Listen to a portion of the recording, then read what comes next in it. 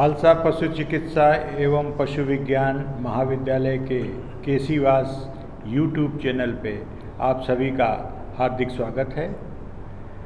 आज जैसा कि दर्शक जानते हैं कि नीट की परीक्षा संपन्न हो चुकी है और उसका परिणाम रिज़ल्ट बहुत ही जल्दी घोषित किया जाना है और जो भी विद्यार्थी नीट की परीक्षा में सम्मिलित हुए थे वो सब मेडिकल, डेंटल या वेटरनरी में दाखिला लेने के लिए योजनाएं बना रहे हैं। इसी क्रम में आज हमने अपने चैनल पे आमंत्रित किया है महाविद्यालय के प्रधानाचार्य डॉक्टर हरीश कुमार वर्मा जी का।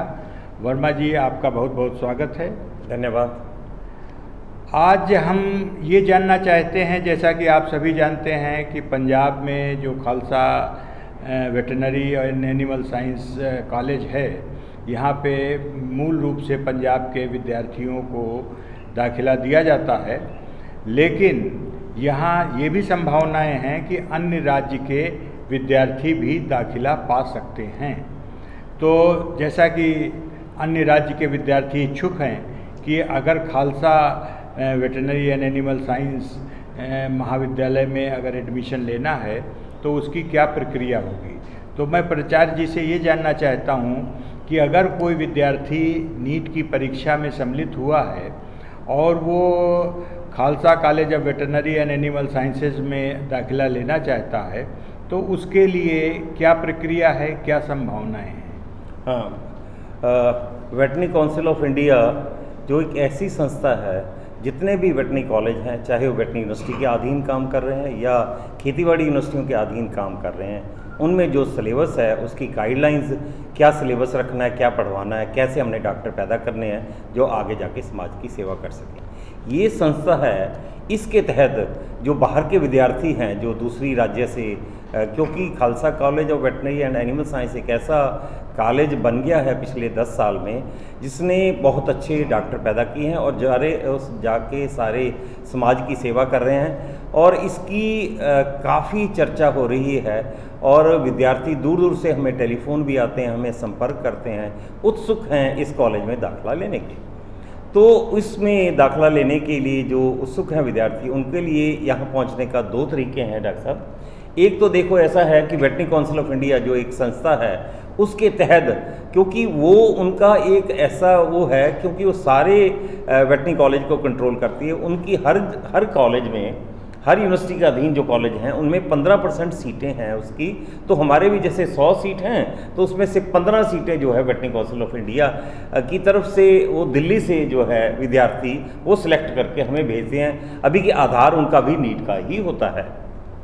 एक तो वहाँ से आएंगे विद्यार्थी, वो हमें आ सकते हैं किसी भी राज्य से, पंजाब से भी आ सकते हैं, और जो हमारे 28 और 27 राज्य हैं वहाँ से विद्यार्थी अपने नीट के आधार पे वहाँ अप्लाई करके, दिल्ली में उनको VCI में अप्लाई करना है, उसके आधार पे जो जैसे उनका चयन होता है वो हमारे यहाँ दाखिला पाते हैं।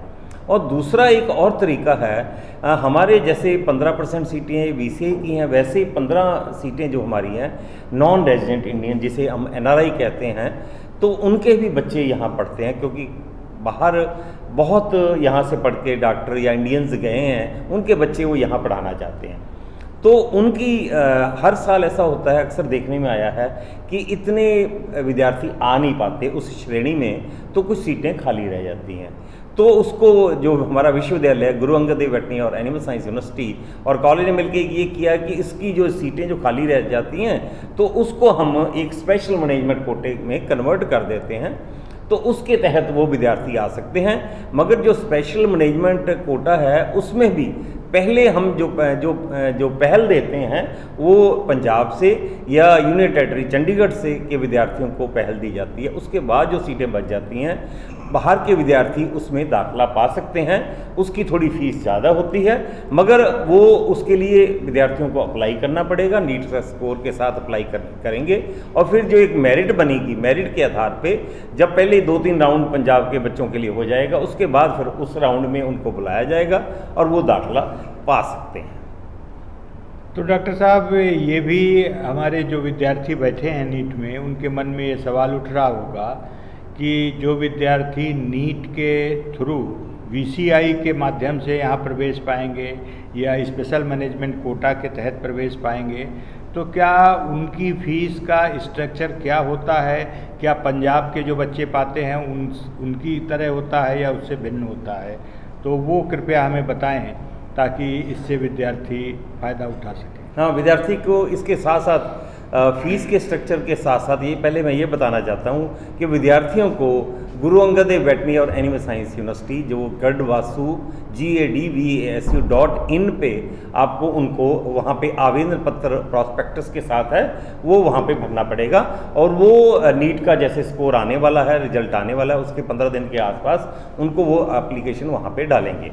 अब बात आई है कि फ़ीस दो तरह की, क्योंकि दो तरह से दाखिला हुआ ना बच्चों का यहाँ पे हमारा खालसा कॉलेज में। एक तो VCI का अधीन, जो VCI के अधीन वही है, इसकी फ़ीस स्ट्रक्चर 2,33,000 है, ये सालाना है। और जो भी यूनिवर्सिटी कोटा में भी जो फीस है 2,33,000 है, उसके बराबर ही है, चाहे बच्चा वो पंजाब का है चाहे बाहर का है, और VCI के अधीन आ रहा है तो उसको 2,33,000 फीस देनी पड़ेगी। मगर जो दूसरी कैटेगरी के बच्चे हैं, चाहे वो पंजाब से आ रहे हैं चाहे दूसरे राज्य से आ रहे हैं, उनके लिए जो फीस स्ट्रक्चर है वो 4,95,000 रुपये उनको सालाना देना पड़ेगा। और ये फ़ीस जो है 5.5 साल तक देनी पड़ती है, क्योंकि BSc एंड AH का जो कोर्स है 5.5 साल का है।